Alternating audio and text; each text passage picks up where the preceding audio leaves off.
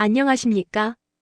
오늘도 삶의 굽이굽이 맺힌 사연을 찾아주신 여러분, 진심으로 환영합니다.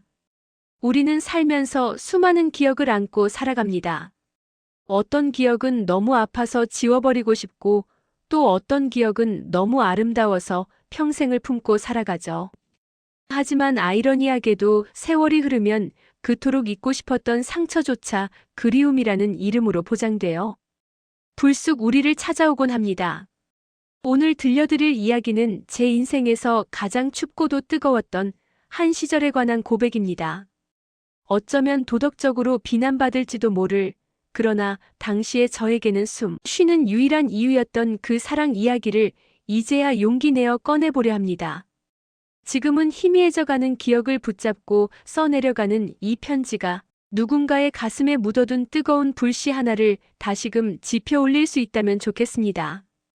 본격적인 사연 소개에 앞서 구독과 좋아요를 눌러주시면 큰 힘이 됩니다. 여러분의 따뜻한 관심이 제게는 이야기를 이어나갈 수 있는 가장 큰 원동력이 됩니다. 병원 복도에서 맡았던 소독약 냄새가 아직도 코끝에 맴도는 것 같습니다. 의사 선생님의 건조한 목소리가 허공에 흩어지던 그 순간, 저는 멍하니 창밖을 바라보고 있었습니다. 창밖에는 벚꽃이 흐드러지게 피어 있는데 제 머릿속에는 지우개 하나가 들어앉았다는 사실이 도무지 실감나지 않더군요. 아직 58빛이면 이르긴 하지만 초록이 치매 증상이 의심됩니다. 진행 속도를 늦추는 약을 처방해 드릴 테니 마음 편하게 먹으세요. 마음을 편하게 먹으라니요.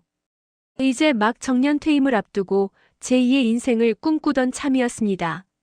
아들은 장가보내 손주 재롱 볼 날만 기다리고 있었는데 내 기억이, 내 자신이 서서히 사라질 거라니. 기가 막혀서 눈물도 나오지 않았습니다. 진료실을 나와 대기실 의자에 주저앉아 한참을 멍하니 있었습니다. 그런데 참 이상하죠. 내 이름 석자도 방금 의사 선생님이 했던 말도 가물가물해지는 그 순간에 불현듯 아주 선명하게 떠오르는 얼굴 하나가 있었습니다. 마치 어제 만난 사람처럼, 아니 방금까지 내 옆에 있다가 잠시 자리를 비운 사람처럼 생생하게 말입니다. 그 사람의 냄새, 그 사람의 목소리, 그리고 그 사람이 즐겨 입던 짙은 회색 코트의 감촉까지. 27년이라는 세월이 무색하게 모든 감각이 되살아났습니다.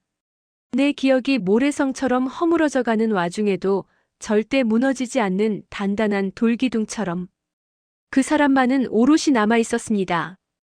그는 나의 불륜 상대였습니다. 동시에 그는 나의 구원자였고 나의 신이었으며 나의 지옥이었습니다. 나라 전체가 부도 위기에 처해 신음하던 1998년. 모두가 금반지를 빼서 나라를 살리겠다고 줄을 서던 그 시절, 저는 그 남자의 전화 한 통에 목숨을 걸고 있었습니다. 지금부터 제가 들려드릴 이야기는 어쩌면 세상 사람들 손가락질을 받을지도 모를 부끄러운 고백입니다. 하지만 제 기억이 완전히 칠흑 같은 어둠 속으로 사라지기 전에 이 이야기만큼은 꼭 기록해두고 싶습니다. 그해 겨울, 당신을 기다리는 일만이 내 삶의 전부였던 그 단순하고도 무모했던 열정에 대해서 말입니다. 시계를 보니 어느덧 오후 4시가 넘어가고 있네요. 창밖으로 쏟아지는 봄 햇살이 그때 그 겨울의 칼바람과는 너무나 대조적이라 더 서글퍼집니다. 그럼 1998년의 그 차가웠던 겨울로 시간을 돌려보겠습니다. 그의 겨울은 유난히 추웠습니다. 단순히 기온이 낮아서가 아니었습니다. 뉴스에서는 연일 기업들의 부도 소식이 속보로 떴고 거리에는 양복을 입은 채 갈 곳을 잃고 배회하는 가장들이 넘쳐났습니다. IMF라는 낯선 영어 단어 3글자가 대한민국 전체를 공포의 도가니로 몰아넣었던 시절이었죠. 당시 저는 31였습니다. 남들 같으면 한창 직장에서 경력을 쌓거나 신혼의 단꿈에 젖어 있을 나이였지만 제 삶은 이미 회색빛으로 바랜 지 오래였습니다. 26에 결혼해 아이 하나를 낳고 불과 3년 만에 교통사고로 남편을 떠나보냈으니까요.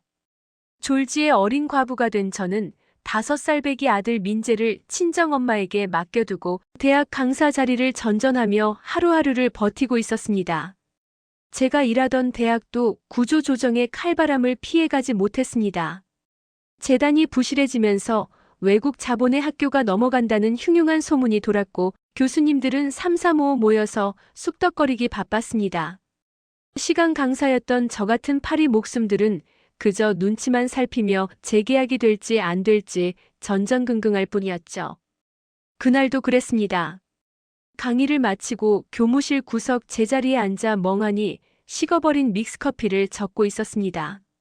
창문 틈새로 황소바람이 숭숭 들어와 무릎 담요를 덮어도 다리가 시렸습니다. 그때 학과장님이 헐레벌떡 들어오시더군요. 윤 선생, 지금 잠깐 시간 되지. 재단 측에서 실사단이 나왔는데 통역할 사람이 급하게 필요해서 그래. 영어과 애들은 다 수업 들어갔고 윤 선생이 영문과 부전공했었지. 거절할 처지가 아니었습니다. 다음 학기 강의 배정을 받으려면 학과장님 눈에 들어야 했으니까요. 저는 얼른 자리에서 일어나 옷매무새를 다듬고 학과장님 뒤를 따라갔습니다. 본관 대회의실로 가는 복도는 묘하게 긴장감이 감돌았습니다. 마치 도살장에 끌려가는 소처럼 학교 관계자들이 침통한 표정으로 서 있었죠. 회의실 문을 열고 들어갔을 때 가장 먼저 눈에 들어온 건 긴 테이블 상석에 앉아있는 한 남자였습니다. 그게 바로 그 사람 진우였습니다. 아니, 당시에는 스티븐 킴이라는 미국 이름으로 불렸죠. 그는 서류 뭉치를 넘기며 옆에 앉은 외국인 임원에게 뭔가 유창한 영어로 설명하고 있었습니다. 매끈하게 넘긴 머리 한치의 오차도 없이 딱 떨어지는 맞춤 정장, 그리고 차가운 금속태 안경 너머로 보이는 날카로운 눈빛. 그는 마치 이 우울한 대학 캠퍼스와는 전혀 다른 세상에서 온 사람 같았습니다. 기름기 흐르는 얼굴에 거만한 태도를 보일 거라 예상했던 제 편견과는 달리 그는 지독히도 건조하고 서늘한 인상이었습니다. 아, 여기 윤희수 선생입니다. 통역을 도와줄 겁니다. 학과장님의 소개에 그가 고개를 들어 저를 바라봤습니다. 그 순간 심장이 덜컥 내려앉는 것 같았습니다. 그의 눈동자는 아주 짙은 갈색이었는데 어찌나 깊고 고요한지 마치 빨려 들어갈 것만 같았거든요. 그는 자리에서 일어나지 않은 채 가볍게 목례만 했습니다. 반갑습니다. 스티븐 킴입니다. 한국말이 좀 서툴러서 도움이 필요할 것 같네요. 그의 한국어는 억양만 조금 낯설 뿐 꽤 정확했습니다. 그런데 굳이 통역을 부른 건 아마도 학교 측 기를 죽이려는 의도였거나 미묘한 뉘앙스 차이까지 놓치지 않으려는 치밀함 때문이었겠죠. 저는 그의 옆자리에 앉아 회의가 진행되는 내내 그의 말을 받아 적고 통역했습니다. 회의 내용은 살벌했습니다. 수익이 나지 않는 학과를 통폐합하고 교직원 수를 30% 감축하라는 요구였습니다. 학교 측 인사들은 울그락불그락하며 반발했지만 돈줄을 쥔 그들 앞에서는 속수무책이었습니다. 저는 그 잔인한 말들을 제 입으로 옮기면서 마치 제가 동료들의 목에 칼을 들이대는 것 같은 죄책감에 시달려야 했습니다. 목이 바짝바짝 타들어가고 손끝이 파르르 떨렸습니다. 그런데 회의 중간 그가 갑자기 제 쪽으로 컵 하나를 쓱 밀어주더군요. 자신의 앞에 놓여있던 따뜻한 물이었습니다. 목소리가 갈라지네요. 좀 마시면서 해요. 아주 작은 목소리였습니다. 다른 사람들은 눈치채지 못할 만큼 은밀하고 짧은 순간이었죠. 저는 놀란 눈으로 그를 쳐다봤습니다. 그는 여전히 무표정한 얼굴로 서류만 보고 있었습니다. 하지만 그 찰나의 배려가 그 차가운 공기 속에서 유일하게 느껴진 온기였습니다. 그 물 한 모금이 식도들 타고 내려가며 꽁꽁 얼어붙었던 제 마음 한구석을 톡 건드린 것 같았습니다. 회의는 저녁 6시가 다 되어서야 끝이 났습니다. 학교 측에서는 실사단에게 거한 저녁 식사를 대접하겠다고 굽신거렸습니다. 저는 할 일을 다 했으니 슬그머니 빠지려고 짐을 챙기고 있었습니다. 빨리 집에 가서 민재 밥을 챙겨줘야 했으니까요. 그런데 그가 불쑥 제 앞을 막아섰습니다. 윤 선생님도 같이 가시죠. 오늘 고생하셨는데. 저는 아이가 기다리고 있어서. 제가 우물쭈물하며 거절하자 학과장님이 눈을 부라리며 옆구리를 쿡 찔렀습니다. 눈치 없이 굴지 말라는 신호였죠. 결국 저는 울며 겨자 먹기로 회식 자리에 끌려가게 되었습니다. 학교 앞 고급 한정식집에서 열린 회식 자리는 가시방석이었습니다. 술이 몇 순배 돌고 분위기가 무르익자 점잖던 교수님들도 비굴한 웃음을 흘리며 그에게 잘 보이려 애를 썼습니다. 스티븐 이사님, 우리 학교 전통이 하며 술을 따르는 모습이 처량해 보일 지경이었습니다.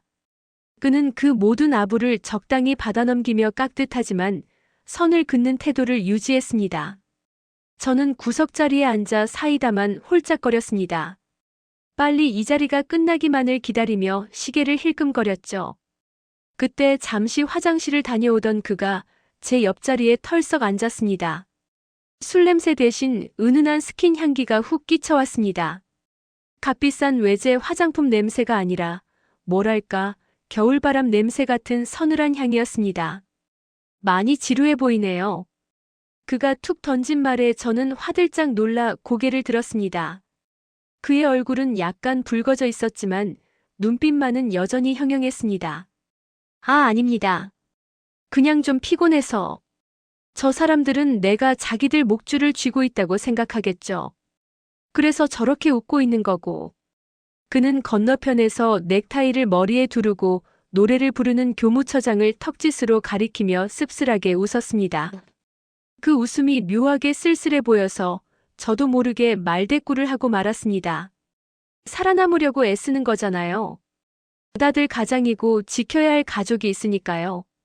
제 말에 그가 고개를 돌려 저를 빤히 쳐다봤습니다. 감히 시간 강사 나부랭이가 갑에게 훈계를 둔다고 생각할까봐 덜컥 겁이 났습니다. 하지만 그는 화를 내는 대신 고개를 끄덕이며 나지막이 중얼거렸습니다. 지켜야 할 가족. 그렇죠. 그게 제일 무서운 건데. 그 순간 그의 눈빛이 심하게 흔들리는 걸 봤습니다. 마치 깊은 우물 속에 돌멩이 하나가 떨어진 것처럼 말이죠. 그때 처음 알았습니다. 이 남자도 지금 연기를 하고 있구나. 피도 눈물도 없는 기업 사냥꾼인 척하고 있지만 그 갑옷 안에는 뭔가 위태롭고 부서지기 쉬운 것이 들어있구나 하는 직감이 들었습니다. 윤 선생님은요? 지켜야 할 가족이 아이가 있다고 했었죠? 네. 5살 된 아들이 하나 있어요. 남편분은 아이 보는 걸 좋아하시나 봅니다. 이 시간까지 안 찾으시는 걸 보면. 그의 물음에 저는 잠시 망설이다가 담담하게 대답했습니다. 남편은 3년 전에 먼저 갔어요. 지금은 친정어머니가 봐주고 계시고요. 순간 정적이 흘렀습니다. 시끌벅적한 술자리 소음이 우리 두 사람 사이에서만 딱 멈춘 것 같았습니다. 그는 당황한 기색이 역력했습니다. 실수를 했다고 생각했는지 쥐고 있던 술잔을 만지작거렸습니다. 미안합니다. 괜한 걸 물었네요. 아니에요. 벌써 꽤 지난 일인데요, 뭘. 저는 짐짓 아무렇지 않은 척 웃어 보였습니다. 하지만 속으로는 심장이 쿵쿵거리고 있었습니다. 낯선 남자, 그것도 하늘 같은 갑인 사람에게 제 개인사를 털어놓은 게 처음이었거든요. 그런데 이상하게도 그에게는 자꾸만 제 속을 보여주게 되는 기분이 들었습니다. 회식이 끝나고 식당을 나왔을 때는 밤 11시가 다 되어가고 있었습니다. 쌀랑눈이 내리기 시작했습니다. 다들 택시를 잡느라 분주한데 그가 제게 다가왔습니다. 방향이 어디죠? 데려다 드리겠습니다. 아니에요. 버스 타면 금방이에요. 이 시간에 버스가 어디 있습니까? 타세요. 기사가 대기 중입니다. 그의 검은색 세단 뒷좌석 문이 열렸고 저는 거부할 명분이 없어 쭈뼛거리며 탔습니다. 차 안은 따뜻하고 조용했습니다. 운전기사는 묵묵히 앞만 보고 있었고 뒷좌석의 우리 사이에는 어색한 침묵이 흘렀습니다. 창밖으로 스쳐 지나가는 서울의 야경은 황량했습니다. 불 꺼진 간판들, 셔터가 내려진 상가들. IMF가 휩쓸고 간 거리는 마치 전쟁터 같았습니다. 한국에 언제까지 계시나요? 제가 침묵을 깨고 조심스럽게 물었습니다. 그는 창밖을 내다보다가 천천히 고개를 돌렸습니다. 글쎄요. 일이 마무리될 때까지니까. 아마 겨울이 끝날 때까지는 있어야겠죠. 겨울이 끝날 때까지. 그 말이 왜 그렇게 가슴에 박혔는지 모르겠습니다. 마치 그 겨울이 영원히 끝나지 않을 것 같은 예감이 들었거든요. 집 근처 골목 어귀에 차가 멈췄습니다. 저는 감사하다는 인사를 하고 차에서 내렸습니다. 눈발이 점점 굵어지고 있었습니다. 차 문을 닫으려는데 창문이 스르르 내려가더니 그가 고개를 내밀었습니다. 윤희수 씨. 그가 처음으로 제 이름을 불렀습니다. 윤 선생님이 아니라 윤희수 씨라고. 그 저음의 목소리가 차가운 밤 공기를 가르고 제 귓가에 닿았을 때 온몸에 소름이 돋았습니다. 내일. 혹시 시간 됩니까? 업무적인 거 말고. 그냥 밥이나 한 끼 같이 했으면 해서. 네. 저는 제 귀를 의심했습니다. 지금 이 남자가 나에게 데이트 신청을 하는 건가? 유부남인 것 뻔히 아는데. 아니, 그 전에 나는 학교 강사고 이 사람은 재단 실사단인데. 이성적으로는 거절해야 한다는 걸 알았습니다. 죄송합니다. 선약이 있어서요. 라고 말하고 돌아서야 했습니다. 하지만 제 입술은 제 의지와는 상관없이 멋대로 움직이고 있었습니다. 네. 수업은 오전에 끝나요. 그는 그제야 옅은 미소를 지었습니다. 처음으로 보여준 진짜 미소였습니다. 그럼 학교 앞으로 데리러 갈게요. 12시쯤. 창문이 올라가고 차는 미끄러지듯 골목을 빠져나갔습니다.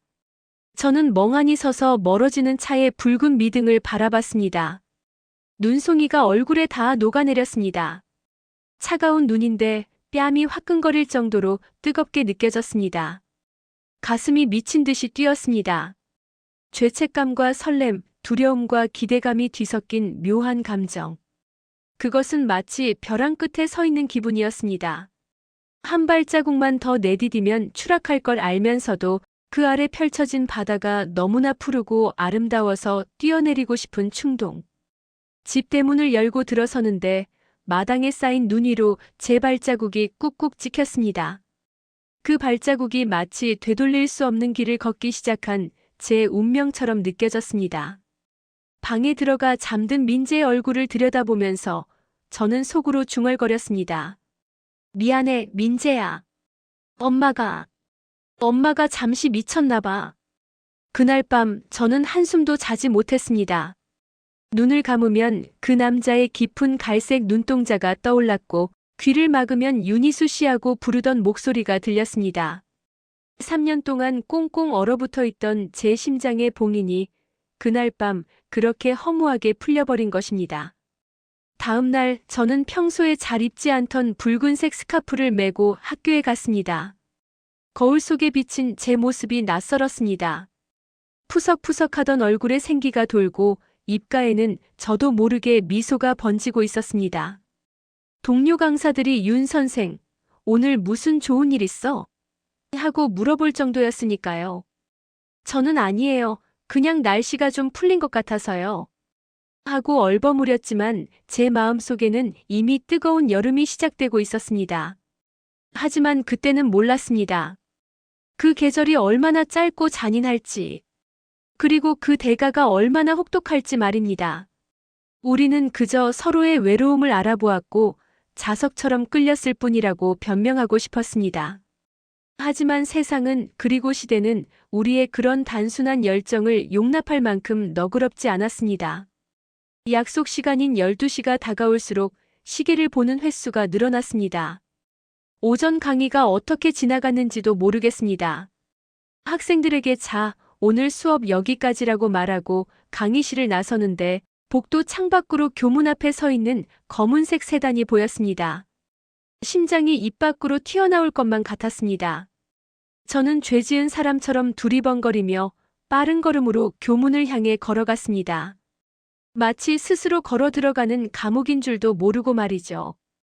검은색 세단 조수석에 올라타 차 문을 닫는 순간 학교 정문의 소란스러운 소음이 거짓말처럼 차단되었습니다. 마치 물속에 잠긴 듯 먹먹한 정적만이 감돌았고 그 좁은 밀실 안에는 그 사람의 숨소리와 제 거친 심장 박동 소리만이 가득 찼습니다. 운전기사는 눈치 빠르게 라디오 볼륨을 아주 낮게 줄여놓았고 백미러로 힐끔거리는 시선조차 느껴지지 않을 만큼 무심한 등을 하고 있었습니다. 뭐 좀 드시고 싶은 거 있습니까? 핸들 대신 무릎 위에 깍지 낀 손을 얹은 그가 나지막이 물었습니다. 저는 안전벨트를 매는 손이 떨리는 걸 들키지 않으려 애쓰며 대답했습니다. 아무거나. 괜찮습니다. 이 근처는 다 비슷해요.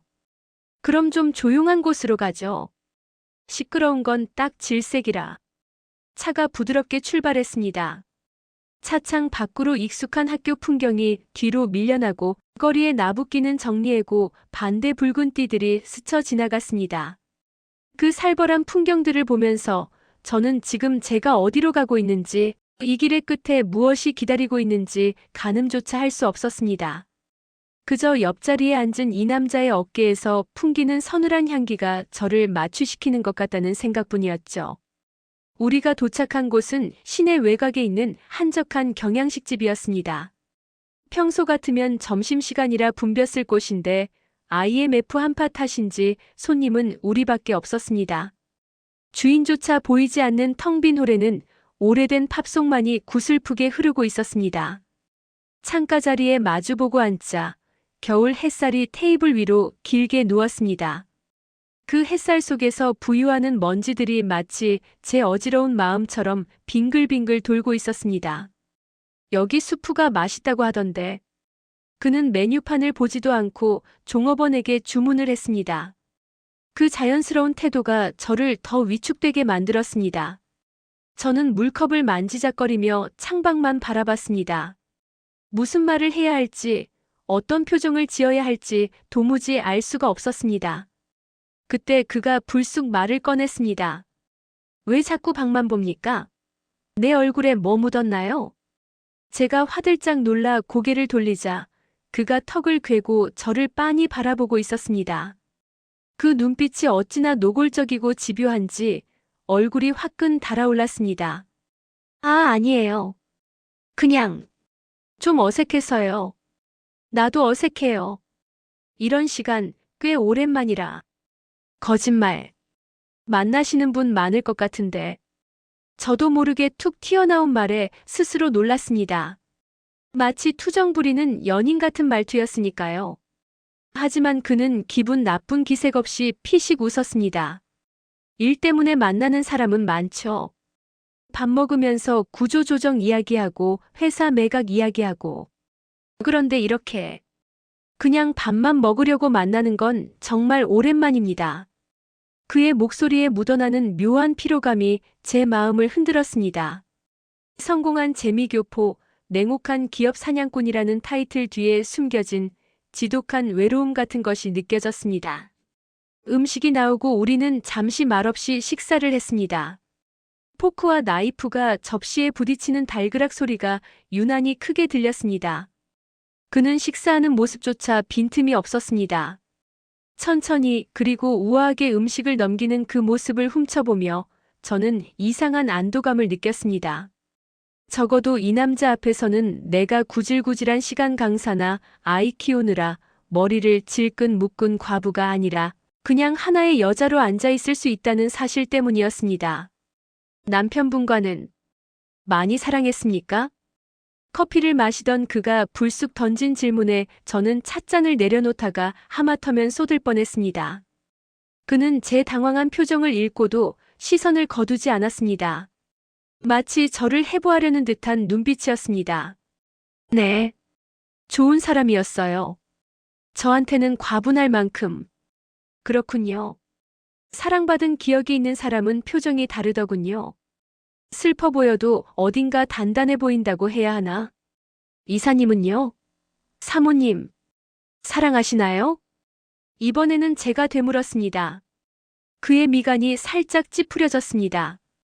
그는 커피잔을 내려놓고는 한참 동안 창밖을 응시했습니다.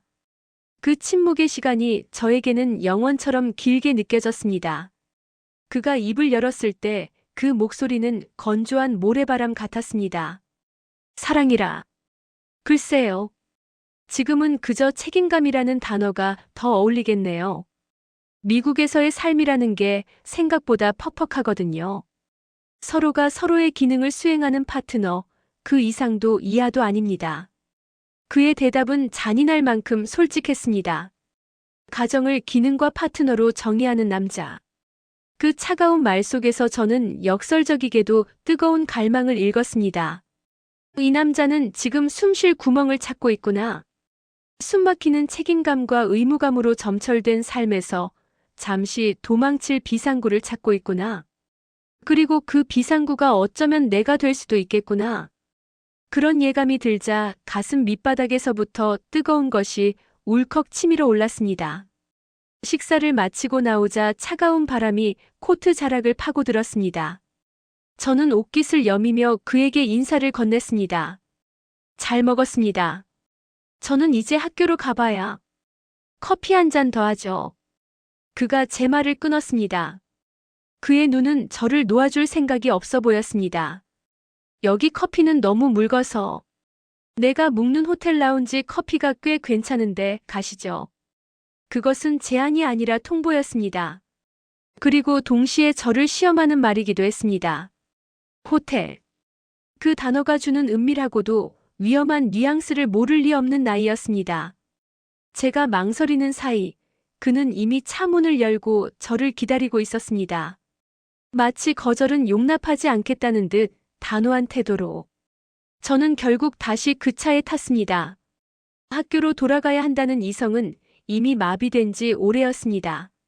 차가 시내를 가로질러 남산자락에 있는 호텔로 향하는 동안 저는 창문에 비친 제 얼굴을 멍하니 바라봤습니다. 두 볼이 상기된 채 묘하게 들떠있는 낯선 여자가 거기 있었습니다. 호텔 로비에 들어서자 따뜻한 공기와 함께 화려한 샹들리에가 눈을 찔렀습니다. 밖은 IMF로 온 나라가 곡소리를 내고 있는데 이곳은 딴 세상처럼 평온하고 호화로웠습니다. 그는 익숙하게 엘리베이터 버튼을 눌렀습니다. 그런데 그가 누른 층은 라운지가 있는 1층이 아니라 객실이 있는 20층이었습니다. 숫자가 바뀌는 층수 표시판을 보며 제 심장은 걷잡을 수 없이 뛰기 시작했습니다.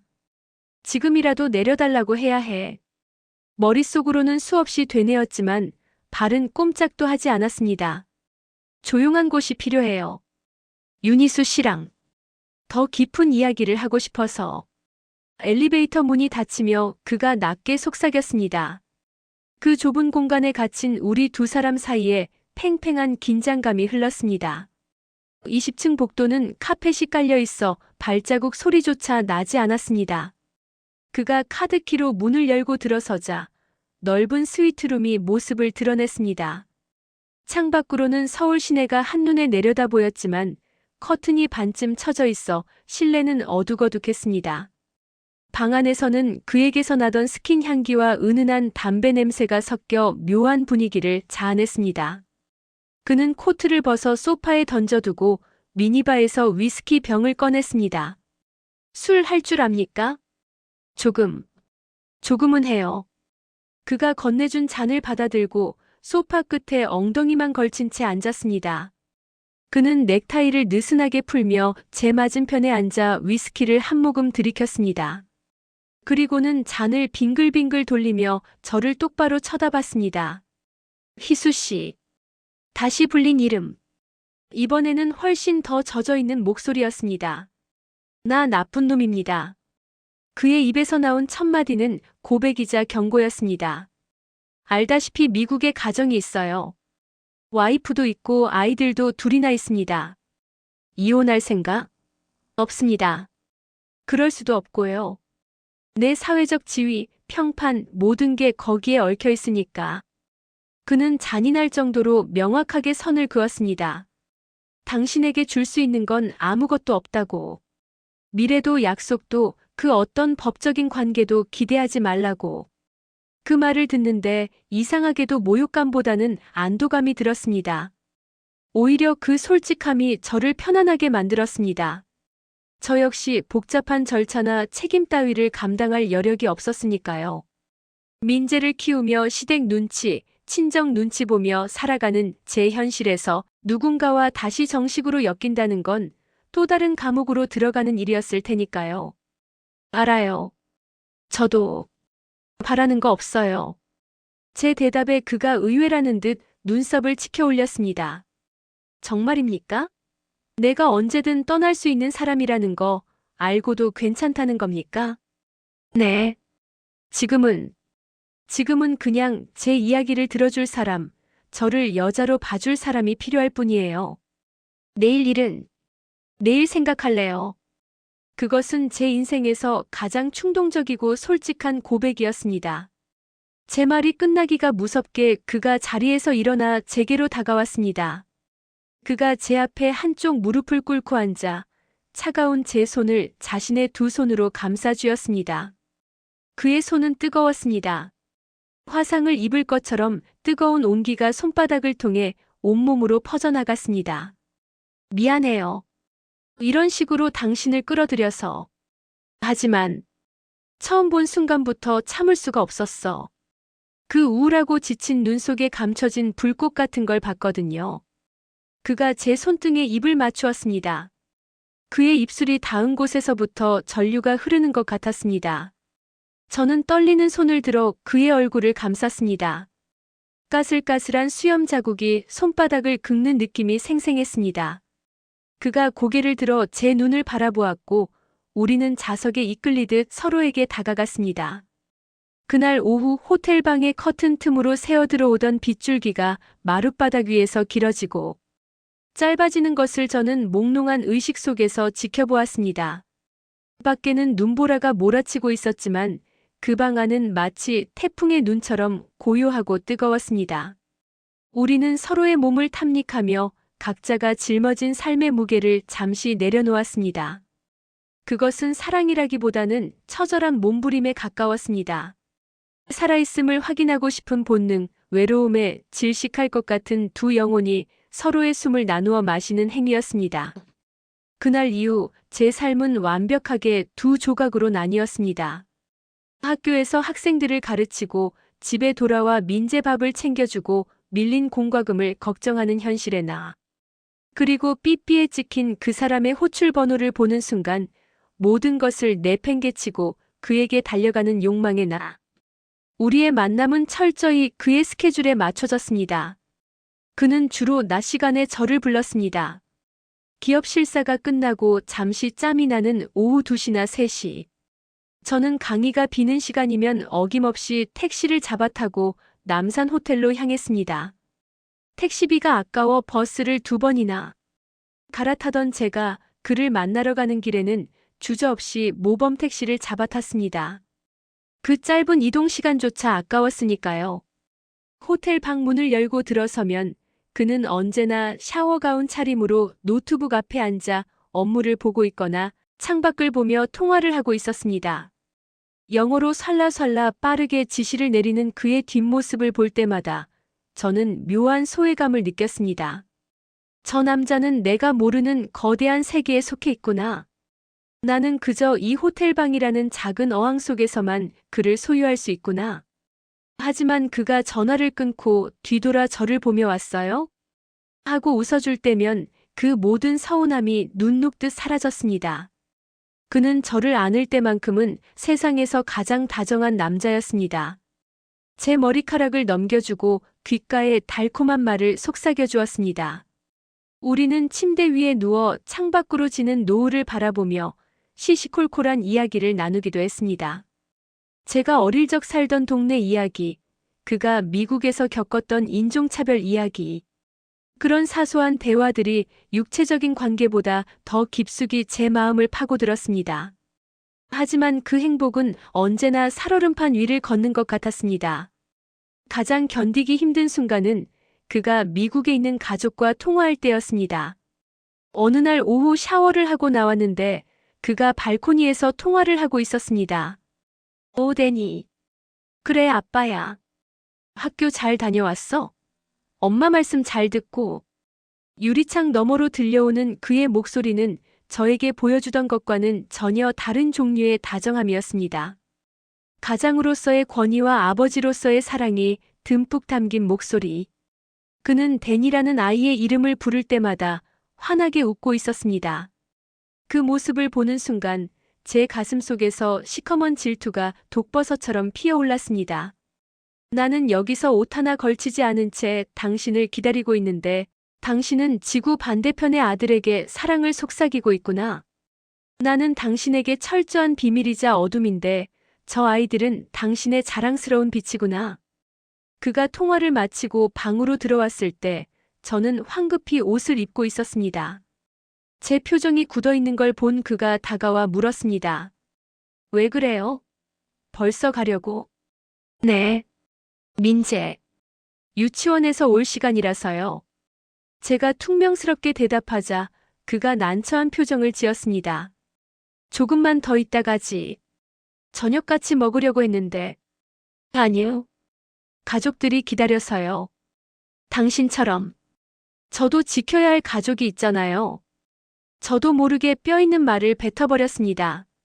그는 잠시 멍하니 저를 보더니 이내 씁쓸하게 웃으며 고개를 끄덕였습니다. 그렇지. 내가 잠시 잊었네. 미안해요. 그는 저를 붙잡지 않았습니다. 그 쿨한 태도가 더 야속하고 미웠습니다. 호텔을 빠져나와 집으로 가는 버스 안에서 저는 하염없이 울었습니다. 차창 밖으로 보이는 서울의 야경이 눈물에 번져 일그러졌습니다.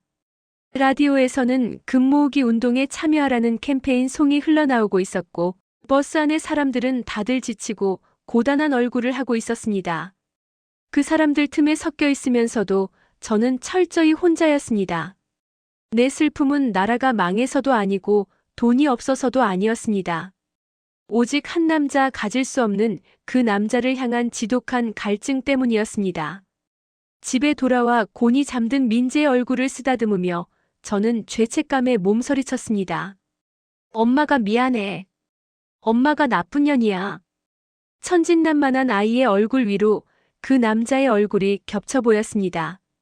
죽은 남편의 영정 사진이 저를 내려다보고 있는 것만 같아 등골이 오싹했습니다. 하지만 그 죄책감조차 저를 멈추게 할 순 없었습니다. 다음 날 아침 삐삐가 울리고 우리 둘만의 암호가 찍히면 저는 또다시 모에 홀린 사람처럼 화장을 하고 옷장을 뒤질 것이란 걸 알고 있었으니까요. 그것은 이미 사랑을 넘어선 중독이었습니다. 내일 지구가 멸망한다 해도 오늘 그 남자의 품에 안겨야만 살 수 있을 것 같은 그런 병적인 집착이 시작되고 있었습니다. 사랑에 빠진 사람의 시간은 절대 평등하게 흐르지 않습니다. 그 사람과 함께 있는 시간은 눈 깜짝할 새 증발해버리고 그 사람이 없는 시간은 천년처럼 늘어져 사람의 진을 다 빼놓으니까요. 1998년의 겨울, 제 시간은 고장난 시계 바늘처럼 기형적으로 흐르고 있었습니다. 제 하루는 오직 그 남자의 전화를 기다리는 시간과 그 남자를 만나는 시간 딱 두 가지로 재편되었습니다. 그 시절 우리들의 유일한 연결고리는 허리춤에 찬 삐삐 하나였습니다. 지금처럼 휴대폰으로 언제든 목소리를 듣거나 문자를 보낼 수 있는 세상이 아니었죠. 그 조그만 기계가 울리는 삐삐 마이너스 소리 하나에 제 천국과 지옥이 달려 있었습니다. 저는 잠잘 때도 삐삐를 베개맡에 두고 잤고 샤워를 할 때도 욕실 선반 위에 올려두었습니다. 혹시라도 물소리에 그 호추름을 못 들을까봐 샤워기 물을 틀었다 껐다를 반복하며 귀를 곤두세웠습니다. 학교에서 강의를 할 때도 마찬가지였습니다. 교탁 위에 삐삐를 올려두고 강의 내내 곁눈질로 작은 액정 화면을 훔쳐봤습니다. 학생들이 발표를 하거나 질문을 할 때도 제 온 신경은 그 검은 물건에 쏠려 있었습니다. 그러다 진동이 울리면 심장이 덜컥 내려앉으며 강의가 뭐고 다 내팽개치고 뛰쳐나가고 싶었습니다. 잠깐 화장실 좀 다녀올게요. 거짓말을 하고 복도 끝 공중전화로 달려가 동전을 넣고 다이얼을 돌리는 그 짧은 순간 손끝이 어찌나 떨리던지 동전을 몇 번이나 떨어뜨리곤 했습니다. 수화기 너머로 나예요. 오늘 저녁 어때요?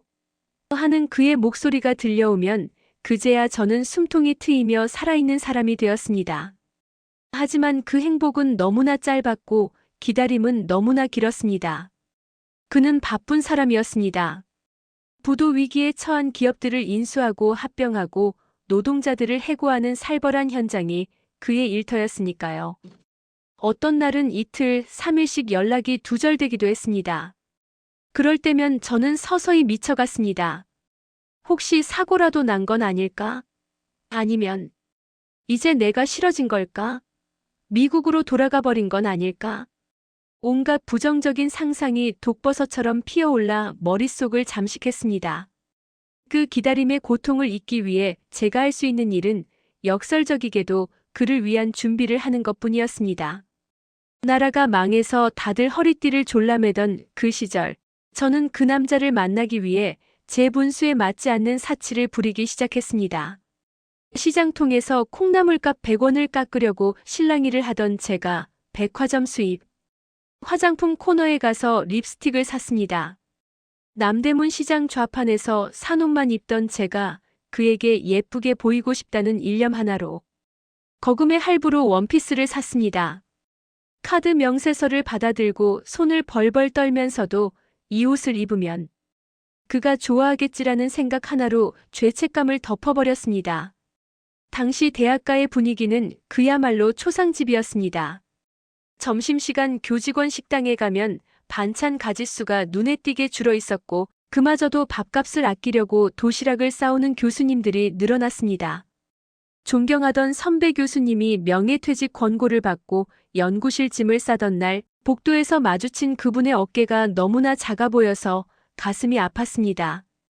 윤 선생, 자네는 아직 젊으니까 기회가 있을 거야. 버텨. 무조건 버텨. 눈시울이 붉어진 채 제 손을 잡고 당부하던 선배님의 손은 거칠고 차가웠습니다. 그 절박한 당부 앞에서 저는 고개를 들 수가 없었습니다. 선배님은 생존을 위해 싸우고 있는데 저는 불륜을 위해, 쾌락을 위해 살고 있었으니까요. 그 괴리감은 저를 더욱 고립시켰습니다. 동료들과 모여서 나라 걱정, 학교 걱정을 이야기하다가도 머릿속으로는 오늘 그가 오면 무슨 속옷을 입을까를 고민하고 있는 제 자신이 혐오스러웠습니다. 마치 제가 이 힘든 시대를 배신하고 있는 스파이가 된 기분이었습니다. 하지만 그 죄책감조차 호텔 방문을 열고 그의 품에 안기는 순간 연기처럼 사라져버렸습니다. 그의 따뜻한 체온, 부드러운 살결, 나를 탐하는 뜨거운 눈빛. 그 안에는 IMF도 구조조정도 배고픈 아들도 없었습니다. 오직 우리 두 사람만이 존재하는 완벽한 도피처였습니다. 어느 날 오후였습니다. 그날은 하루 종일 비가 추적추적 내렸습니다. 강의가 없는 날이라 집에서 그가 선물해준 영어 소설책을 읽으려 노력하고 있었습니다. 하지만 글자는 하나도 눈에 들어오지 않았습니다. 벌써 3일째. 그에게서 연락이 없었습니다. 마지막 만났을 때 지방 공장 실사가 있어서 며칠 바쁠 거예요. 다녀와서 연락할게요. 라고 말하긴 했지만 3일이나 소식이 없을 줄은 몰랐습니다. 처음 하루는 바쁜가 보다 했고 이튿날은 무슨 일이 생겼나 걱정했고 사흘째가 되자 화가 나고 불안해서 견딜 수가 없었습니다. 저는 전화기 옆에 쪼그리고 앉아 수화기를 들었다 놨다를 반복했습니다. 전화 고장이 아닐까 의심스러워 114에 전화를 걸어보기도 하고 제 삐삐 번호로 호출을 해서 잘 울리는지 확인하기도 했습니다. 모든 기계는 정상이었지만 오직 그 사람만이 침묵하고 있었습니다. 친정엄마가 민재를 데리고 외출하신 텅 빈 집안이 감옥처럼 느껴졌습니다. 벽시계 초침 소리가 똑딱 똑딱 하고 제 신경을 긁어댔습니다. 저녁 7시가 넘어가자 빗줄기가 더 굵어졌습니다. 저는 참다 못해 우산을 쓰고 집을 나섰습니다. 목적지도 없었습니다. 그저 집에 가만히 앉아서 말라 죽어가는 기분을 견딜 수가 없어서였습니다. 버스를 타고 무작정 남산 호텔로 향했습니다. 호텔 로비에 들어가지는 못하고 맞은편 편의점 앞을 서성거렸습니다. 혹시라도 그가 탄 검은색 세단이 들어가지 않을까 그가 로비에서 나오지 않을까 지켜보면서요. 비에 젖은 구두 속으로 빗물이 스며들어 발가락이 얼어붙는 것 같았지만 그 차가움조차 느껴지지 않았습니다. 2시간쯤 서 있었을까요? 지나가는 사람들이 저를 이상한 눈으로 쳐다봤습니다. 어떤 남자는 아가씨, 무슨 일 있어요? 하고 찝찝한 눈길을 보내기도 했습니다. 그제야 정신이 번쩍 들더군요. 지금 내가 뭐 하고 있는 거지? 31살 먹은 여자가, 아이 엄마가, 대학교 강사가 길거리에서 스토커처럼 남자를 기다리고 있다니. 그것도 처자식 있는 남자를. 비참함이 파도처럼 밀려왔습니다. 눈물인지 빗물인지 모를 것이 뺨을 타고 흘러내렸습니다. 저는 도망치듯 택시를 잡아타고 집으로 돌아왔습니다. 집에 돌아오니 민재가 자고 있었습니다. 이불을 걷어차고 배를 드러낸 채 곤히 자는 아이의 볼에 입을 맞추는데 아이에게서 나는 젖비린내가 확 끼쳐왔습니다. 그 냄새가 저를 현실로 끌어당겼습니다. 정신 차려, 윤희수. 너 정말 미쳤구나. 그 남자는 널 가지고 노는 거야. 심심풀이 땅콩 같은 거라고. 저는 거울 속에 비친 젖은 생쥐꼴에 제 자신에게 욕을 퍼부었습니다. 다시는 그를 만나지 않겠다고, 삐삐를 버려버리겠다고 다짐했습니다. 그날 밤 저는 삐삐 배터리를 빼버리고 서랍 깊숙한 곳에 처박아 두었습니다. 그리고 이불을 뒤집어 쓰고 억지로 잠을 청했습니다. 꿈속에서도 그가 나타나 저를 비웃으며 멀어지는 악몽에 시달려야 했습니다. 다음 날 아침 눈을 뜨자마자 제가 제일 먼저 한 일이 무엇이었는지 아십니까? 서랍을 뒤져 삐삐를 꺼내고 배터리를 다시 끼운 일이었습니다. 간밤의 결심은 아침 햇살과 함께 허무하게 증발해버렸습니다. 혹시나 밤사이에 연락이 왔을까봐, 배터리를 뺀 그 시간 동안 그가 나를 찾았을까봐 손을 떨며 확인했습니다. 하지만 액정 화면에는 아무런 숫자도 찍혀 있지 않았습니다. 호출하신 메시지가 없습니다. 그 기계적인 안내 멘트가 마치 제 인생에 대한 선고처럼 들렸습니다. 나흘째 되는 날 오후였습니다. 학교 연구실에 앉아 멍하니 창밖을 보고 있는데 전화벨이 울렸습니다. 평소 같으면 조교나 학생일 거라 생각하고 무심하게 받았을 텐데 그날은 왠지 느낌이 달랐습니다. 심장이 쿵 하고 떨어지는 느낌과 함께 수화기를 들었습니다. 여보세요. 나예요. 그 목소리. 그토록 기다리고 원망하고 저주했던 그 낮고 건조한 목소리가 귓가에 꽂히는 순간 온몸에 피가 역류하는 것 같았습니다. 눈물이 왈칵 쏟아져서 목이 메었습니다. 화가 나서 소리라도 지르고 싶었는데 입에서는 바보 같은 말만 나왔습니다. 어디였어요?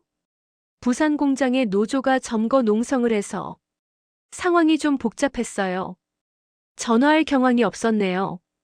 그의 목소리는 지쳐 있었습니다. 그 피곤한 기색을 듣자마자 나흘간 쌓아 올렸던 원망의 탑이 와르르 무너져 내렸습니다. 그가 무사해서 다행이다.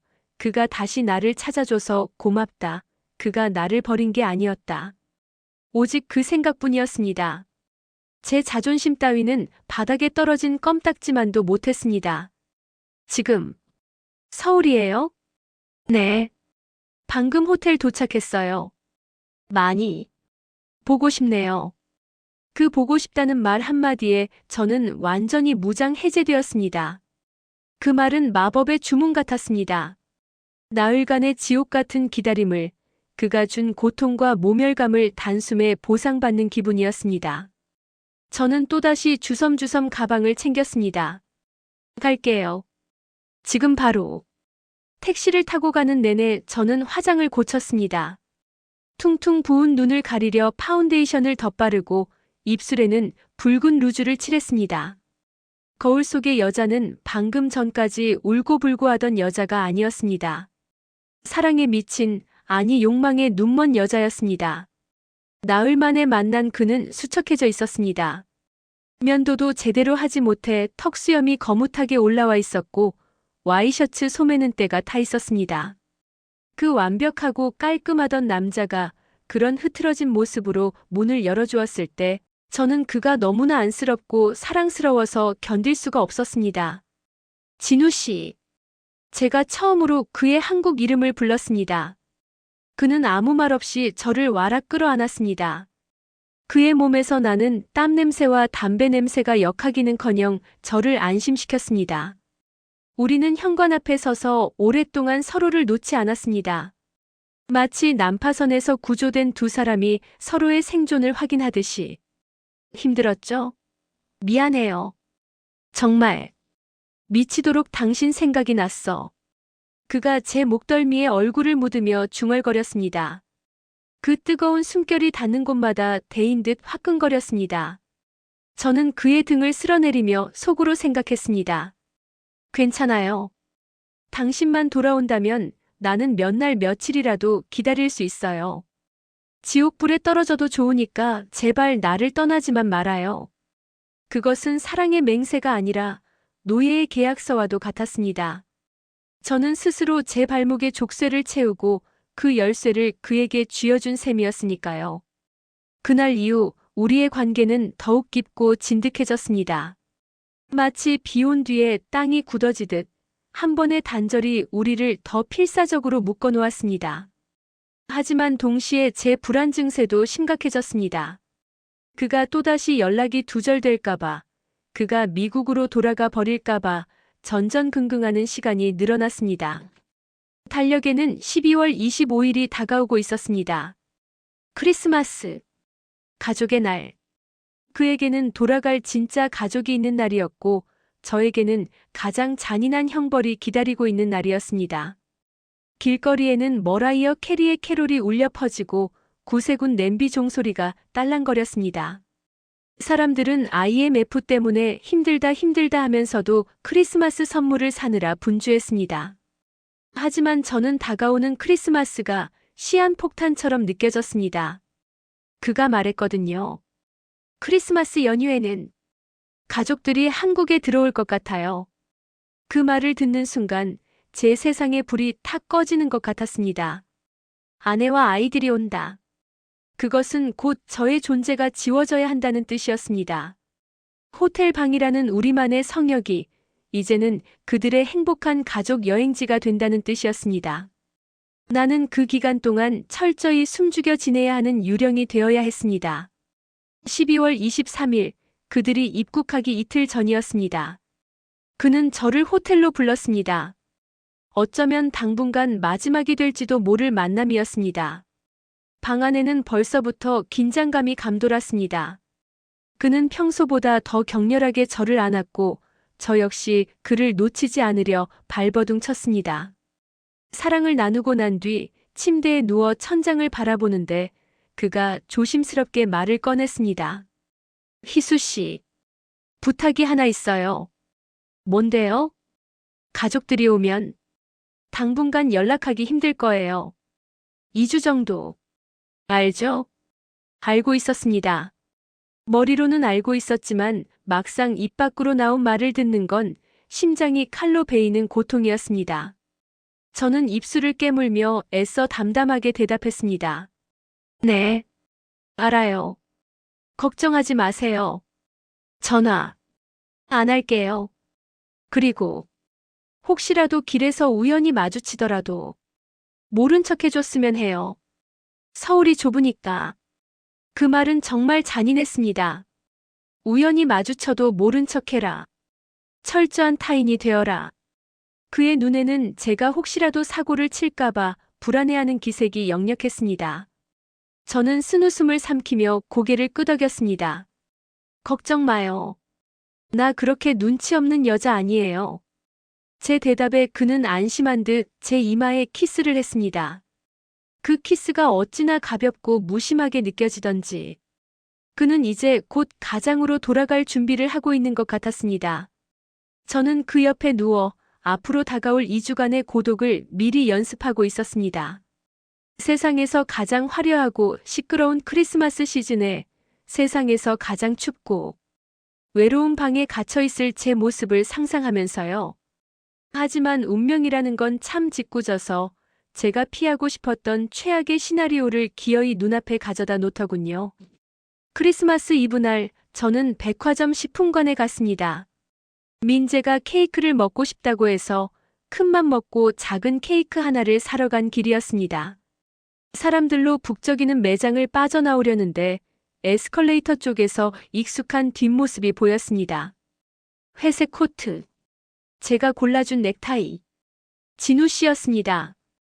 그리고 그 옆에는 화사한 베이지색 코트를 입은 우아한 여자와 그와 똑같이 생긴 남자아이, 그리고 예쁜 여자아이가 팔짱을 끼고 있었습니다. 그들은 마치 영화 속 한 장면처럼 완벽하게 행복해 보였습니다. 진우 씨는 아들의 머리를 쓰다듬으며 환하게 웃고 있었고, 아내는 그의 팔에 매달려 무언가 즐겁게 이야기하고 있었습니다. 그 웃음, 저에게는 한 번도 보여주지 않았던 편안하고 당당한 웃음이었습니다. 나랑 있을 때 그는 늘 어딘가 쫓기는 사람 같았고 우울해 보였는데, 가족들 곁에 있는 그는 너무나 온전해 보였습니다. 내가 알던 그 남자가 맞나 싶을 정도로 낯설었습니다. 저는 숨을 헐떡이며 기둥 뒤로 몸을 숨겼습니다. 손에 든 케이크 상자가 부들부들 떨렸습니다. 심장이 갈기갈기 찢겨나가는 것 같았습니다. 질투라고 표현하기엔 너무나 거대하고 참담한 감정이었습니다. 그것은 명백한 패배감이었습니다. 나는 저 그림 속에 절대 끼어들 수 없는 이물질이구나. 아무리 발버둥 쳐도 나는 그저 잠시 쉬어가는 그늘일 뿐, 저 양지 바른 집이 될 수는 없구나. 그 명백한 진실이 백화점의 화려한 조명 아래서 저를 비웃고 있었습니다. 그때 에스컬레이터를 타고 올라가던 그가 무심코 아래를 내려다봤습니다. 아주 찰나의 순간 그의 시선이 기둥 뒤에 숨은 제 쪽을 스치고 지나갔습니다. 저는 숨이 멎는 줄 알았습니다. 그가 저를 봤을까요? 아니면 그냥 스쳐 지나가는 풍경 중 하나로 인식했을까요? 그는 아무런 동요 없이 다시 가족들을 향해 고개를 돌렸습니다. 그 무심한 뒷모습을 보며 저는 그 자리에 주저앉고 싶었습니다. 손에 들린 케이크 상자 속의 촛불처럼 제 마음속의 희망도 위태롭게 꺼져가고 있었습니다. 1998년의 크리스마스는 그렇게 제 인생에서 가장 비참한 날로 기억되었습니다. 크리스마스 이브의 백화점 사건 이후 저는 꼬박 열흘을 앓아누웠습니다. 몸살 감기라고 둘러댔지만 사실은 마음이 무너져 내린 탓이었습니다. 어머니가 끓여준 전복죽을 억지로 삼키며 저는 천장을 향해 수없이 되물었습니다. 이제 그만둬야 해. 봤잖아. 그 남자에겐 완벽한 세상이 있어. 내가 비집고 들어갈 틈 따위는 처음부터 없었던 거야. 하지만 이성이 내리는 그 준엄한 명령도 제 혈관을 타고 흐르는 지독한 중독을 해독하지는 못했습니다. 열흘이 지나고 그의 가족들이 미국으로 돌아갔다는 소식이 들려오자마자 거짓말처럼 열이 내리고 기운이 솟았으니까요. 마치 마약을 끊어 금단 현상에 시달리던 환자가 다시 약을 손에 넣은 것처럼 말입니다. 1월 초 새해가 밝았지만 세상은 여전히 을씨년스러웠습니다. 뉴스에서는 IMF 관리체제 1년 만에 실업자가 100만 명을 넘었다는 암울한 통계가 흘러나왔고, 대학가에는 휴학생이 넘쳐났습니다. 그 차가운 현실 속에서 저는 다시 남산 호텔의 20층, 그 밀실로 걸어 들어갔습니다. 2주 만에 다시 만난 그는 조금 피곤해 보였지만 여전히 근사했습니다. 그는 아무 일도 없었다는 듯, 가족들과의 시간은 존재하지 않았다는 듯 저를 맞이했습니다. 보고 싶었어. 그 뻔한 한마디에 백화점에서 느꼈던 그 참담한 패배감과 모멸감이 눈 녹듯 사라지는 제가 참으로 혐오스러웠습니다. 저는 그를 밀어내는 대신 마치 내일 죽을 사람처럼 더 필사적으로 그의 목에 매달렸습니다. 하지만 균열은 이미 시작되고 있었습니다. 유리잔에 아주 미세한 금이 가면 결국엔 작은 충격에도 와장창 깨져버리듯 말이죠. 우리의 대화에는 점점 더 긴 침묵이 자리 잡았습니다. 그는 창밖을 보는 시간이 늘어났고 저는 그런 그의 눈치를 살피며 불안에 떨었습니다. 그가 무심코 내뱉는 미국에서는 혹은 집사람이 라는 단어에 제 심장은 덜컥덜컥 내려앉았습니다. 그는 돌아갈 준비를 하고 있었습니다. 그의 업무, 그러니까 한국 기업들의 구조 조정과 매각 작업이 마무리 단계에 접어들고 있었기 때문입니다. 운명의 날은 예고도 없이 찾아왔습니다. 2월의 어느 늦은 오후였습니다. 창밖에는 진눈깨비가 날리고 있었고 방 안은 히터 열기로 후끈했습니다. 그는 샤워를 마치고 나와 소파에 앉아 위스키를 마시고 있었고 저는 침대 헤드에 기대어 책을 읽는 척하고 있었습니다. 그가 얼음이 든 잔을 달그락거리며 저를 불렀습니다. 희수 씨. 그 목소리의 톤이 평소와 달랐습니다.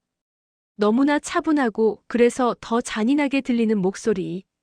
책을 덮는 제 손이 미세하게 떨렸습니다.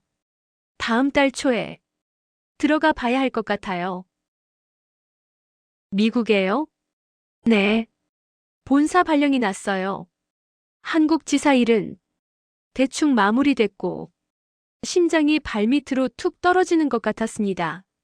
올 것이 왔구나. 언젠가 끝날 줄은 알았지만 그게 이렇게 빠를 줄은, 이렇게 허무할 줄은 몰랐습니다. 저는 애써 침착한 척하며 물었습니다.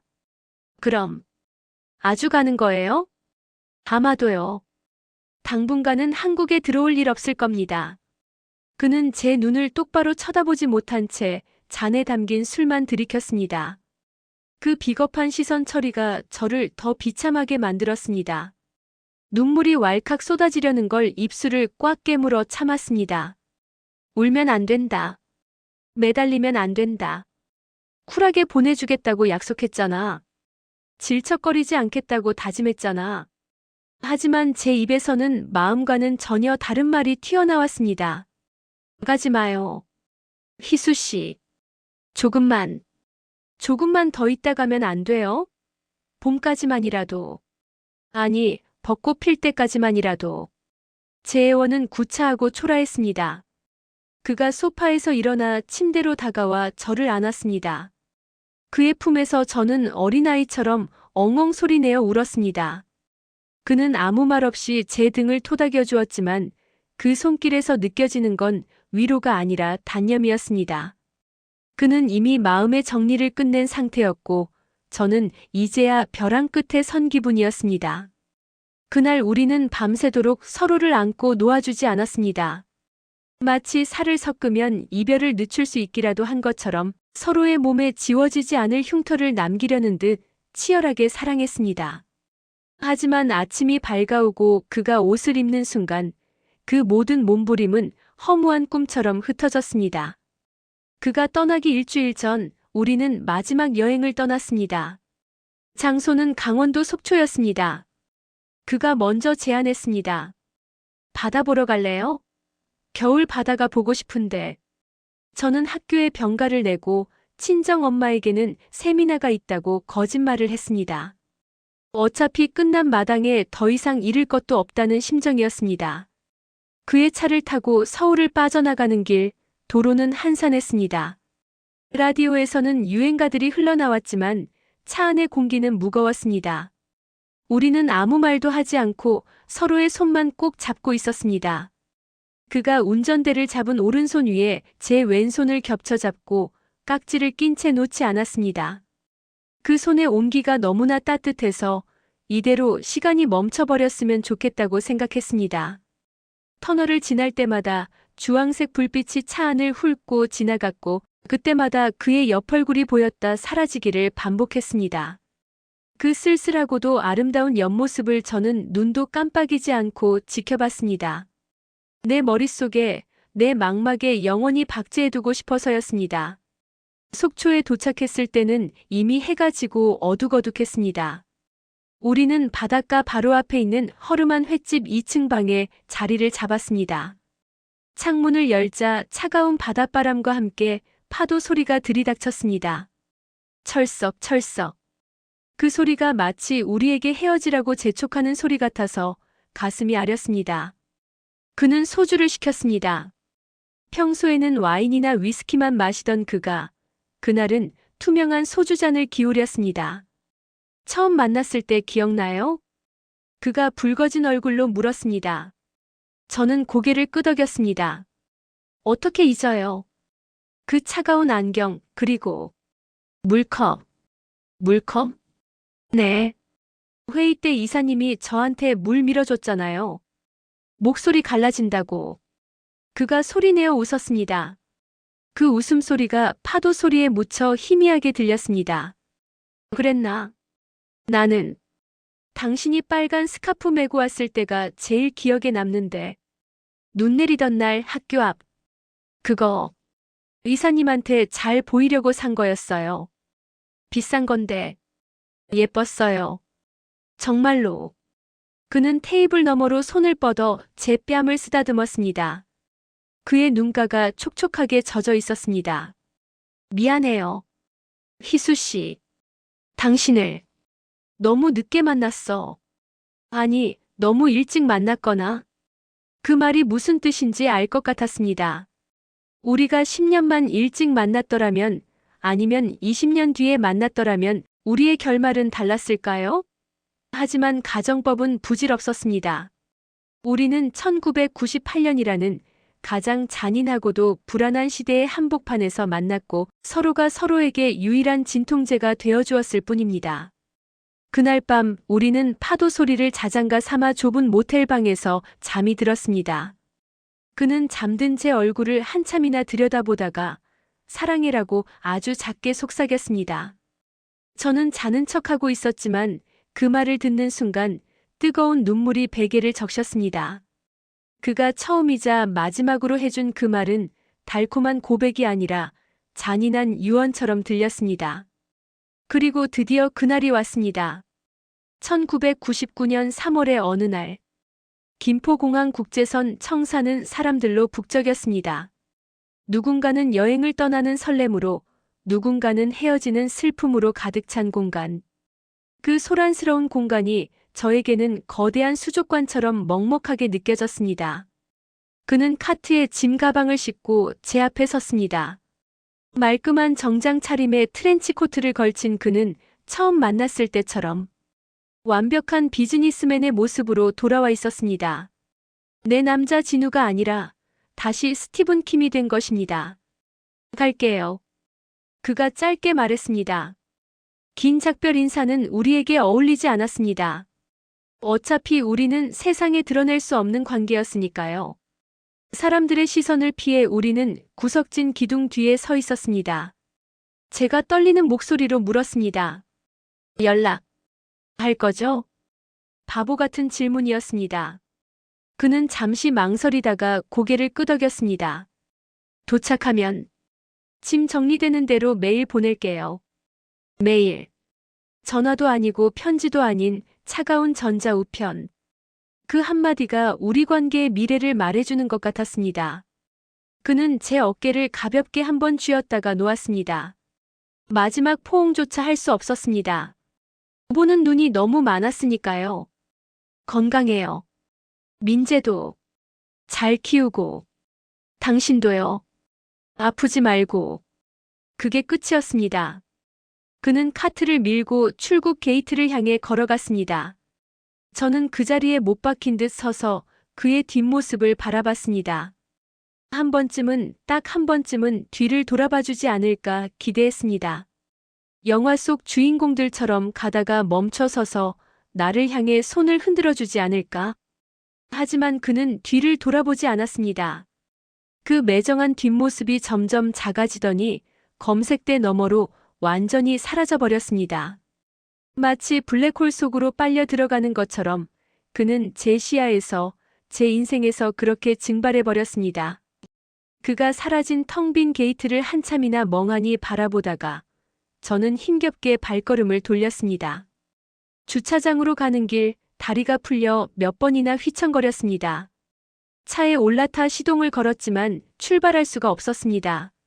핸들에 얼굴을 묻고 짐승 같은 울음을 토해냈습니다. 누가 들을까봐 소리 죽여 울었던 지난 날들과 달리 그날은 차 안에서 목이 터져라 울었습니다. 가슴속에 시커먼 구멍이 뚫린 것 같았습니다. 그 구멍으로 찬바람이 숭숭 들어와 온몸이 시려웠습니다. 공항을 빠져나와 올림픽대로를 달리는데 서울 하늘이 유난히 뿌옇게 보였습니다. 한강변에는 개나리가 피기 시작했는데 제 마음은 여전히 한겨울이었습니다. 라디오에서는 DJ가 명랑한 목소리로 봄 소식을 전하고 있었습니다. 여러분, 이제 정말 봄이 왔네요. 힘든 IMF도 언젠가는 이 추운 겨울처럼 지나가겠죠? 저는 라디오를 꺼버렸습니다. 세상에 봄이 오든 말든, 나라 경제가 살아나든 말든, 저에게는 아무런 상관이 없었습니다.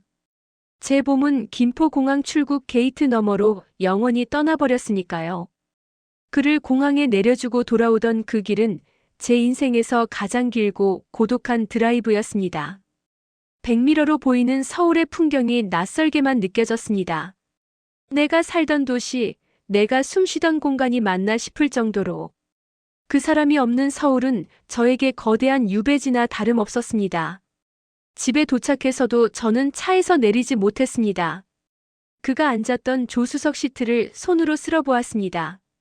아직 그의 온기가 남아있는 것 같아 가슴이 미어졌습니다. 시트 구석에 떨어진 영수증 조각 하나가 보였습니다. 속초 횟집에서 계산한 영수증이었습니다.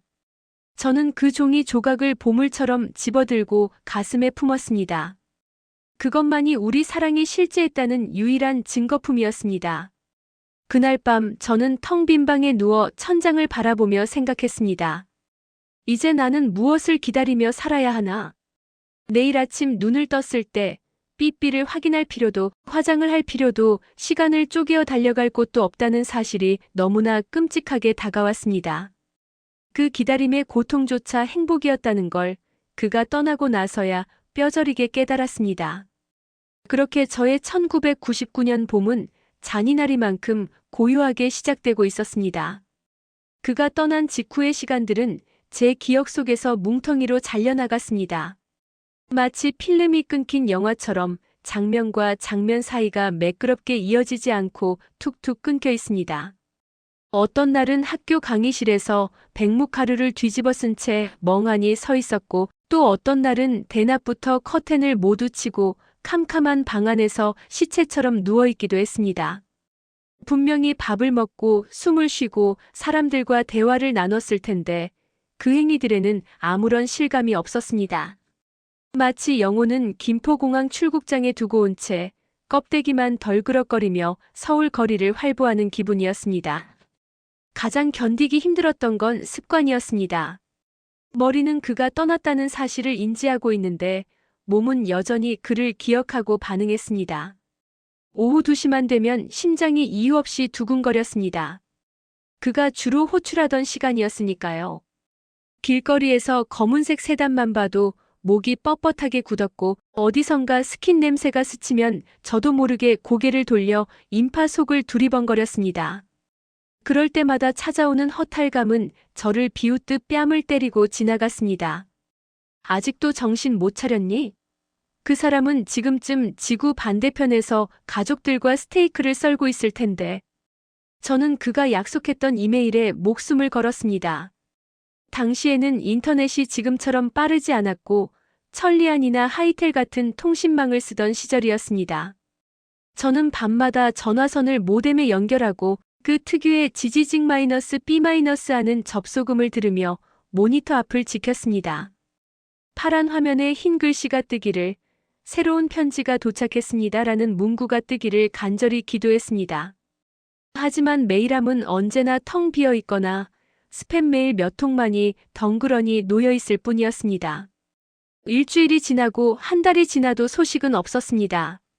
도착하면 연락하겠다던 그 약속은 저를 안심시키고 떠나기 위한 달콤한 마취제였을까요?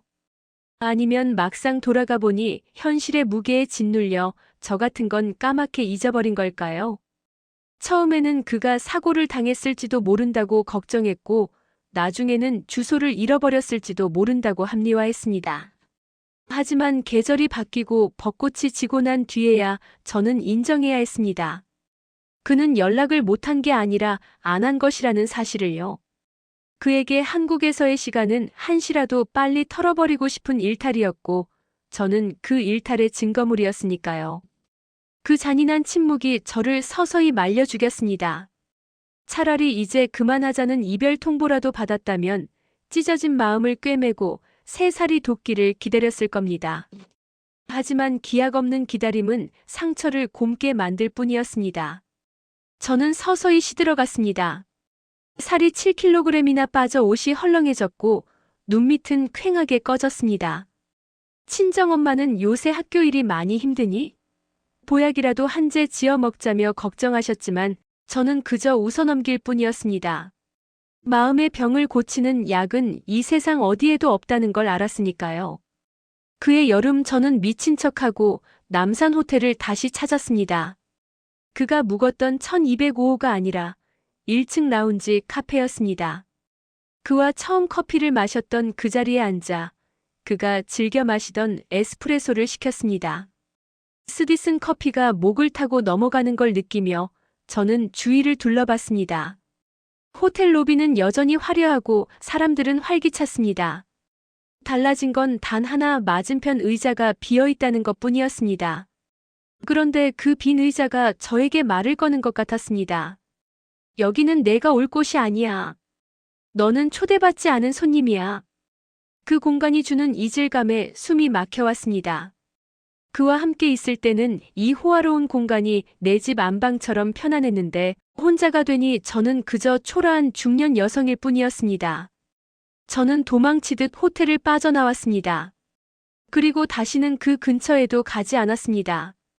세월은 야속하리만큼 성실하게 흘렀습니다.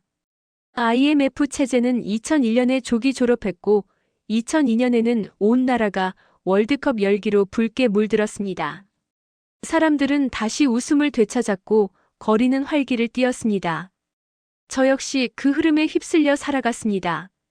강사 생활을 청산하고 작은 출판사에 취직을 했고 아들 민재를 키우는데 온 힘을 쏟았습니다. 민재가 중학교에 들어가고 고등학교에 가고 대학에 입학할 때까지 저는 앞만 보고 달렸습니다.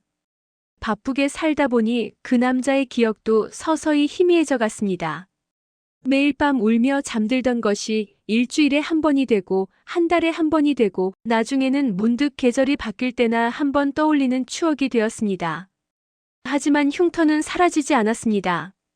그 사랑이 지나간 자리는 화상 자국처럼 오그라붙어 비가 오거나 날이 흐리면 욱신거렸습니다. 저는 그 후로 다시는 남자를 만나지 않았습니다. 누군가를 다시 사랑할 에너지가 저에게는 남아있지 않았습니다. 제 인생의 열정은 1998년 그해 겨울에 모두 소진되어 버렸으니까요.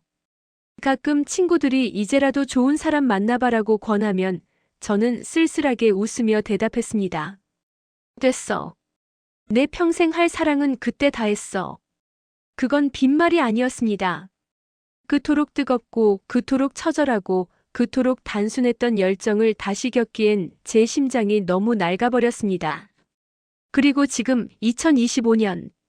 어느덧 저는 58이 되었고 제 머릿속에는 치매라는 불청객이 찾아왔습니다. 의사 선생님은 최근의 기억부터 서서히 지워질 거라고 했습니다. 어제 먹은 반찬, 방금 둔 안경의 위치, 아들과 나눈 통화 내용 같은 사소한 것들부터 말이죠. 그런데 참 이상합니다. 방금 한 일은 까맣게 잊어버리면서 27년 전 그 남자의 기억은 왜 이토록 선명하게 되살아나는 걸까요? 마치 뇌의 가장 깊숙한 곳, 안전금고 속에 보관해 두었던 필름을 꺼내어 다시 돌리는 기분입니다. 그의 목소리, 그의 체온, 그가 내뱉던 숨결 하나하나가 어제 일처럼 생생합니다. 어쩌면 제 뇌가 스스로 선택을 한 건지도 모르겠습니다. 이제 곧 모든 것이 어둠 속으로 사라질 텐데 마지막 순간까지 붙잡고 싶은 단 하나의 기억이 무엇인지 제 무의식은 알고 있었던 겁니다. 내 인생에서 가장 찬란하게 빛났던 순간, 내가 오롯이 나로서 존재했던 그 시간만큼은 절대 잊지 않겠다고. 비록 도덕적으로 비난받을 사랑이었고 결말은 비극이었을지언정 그 겨울에 나는 누구보다 뜨겁게 살아있었다고 말입니다. 이제 이야기를 마칠 시간이 다가옵니다. 창밖을 보니 해가 뉘엿뉘엿 넘어가고 있네요. 노을빛이 붉게 타오르는 걸 보니 그가 좋아했던 그 붉은색 스카프가 생각납니다. 어디에 뒀더라? 장롱 깊숙한 곳 어딘가에 처박아 뒀을 텐데. 내일은 그 스카프를 한번 찾아봐야겠습니다. 아니, 찾지 못해도 상관없습니다. 제 마음속에 그 붉은 색깔은 영원히 바래지 않을 테니까요. 이 글을 읽고 계신 여러분, 혹시 가슴속에 묻어둔 남들에게 말 못할 아픈 사랑이 있으신가요? 그 기억 때문에 괴로워하지 마세요. 기억은 축복이자 저주라지만 사랑했던 기억만큼은 우리를 살게 하는 힘이 되기도 합니다. 비록 그 끝이 이별이었다 해도 그 과정에서 느꼈던 설렘과 열정은 오롯이 당신의 것입니다. 누구도 뺏어갈 수 없는 당신만의 역사입니다. 제 기억이 언제까지 버텨줄지는 모르겠습니다. 내일 아침 눈을 떴을 때 어쩌면 그 남자의 이름조차 기억나지 않을 수도 있겠죠. 하지만 두렵지 않습니다. 제가 잊어버려도 이 세상 어딘가에는 그 사랑이 흔적으로 남아있을 테니까요. 제가 쓴 이 글 속에, 그리고 어쩌면 미국 어딘가에서 노인이 되었을 그 남자의 기억 속에도 조그만 파편으로 남아있기를 바랄 뿐입니다. 부디 여러분의 사랑은 저보다 덜 아프고 더 따뜻하기를 바랍니다. 그리고 지금 곁에 있는 사람에게 후회 없이 사랑한다고 말해주시기를. 기다림은 길고 만남은 짧고 기억은 영원하니까요. 제 긴 넋두리를 들어주셔서 감사합니다. 사랑이라는 열병을 앓고 난 뒤 남은 생을 그 여진 속에서 살아가야 했던 한 여자의 고백이었습니다. 어쩌면 우리 모두는 가슴 한구석에 자신만의 비밀의 방을 가지고 있는지도 모르겠습니다. 그 방의 문을 열고 추억을 꺼내보는 시간이 여러분에게 작은 위로가 되었기를 바랍니다. 오늘 이야기가 마음에 드셨다면 구독과 좋아요 부탁드립니다. 여러분의 소중한 클릭 한 번이 잊혀가는 기억을 붙잡고 이야기를 만드는 저에게는 큰 힘이 됩니다. 시청해주셔서 감사합니다.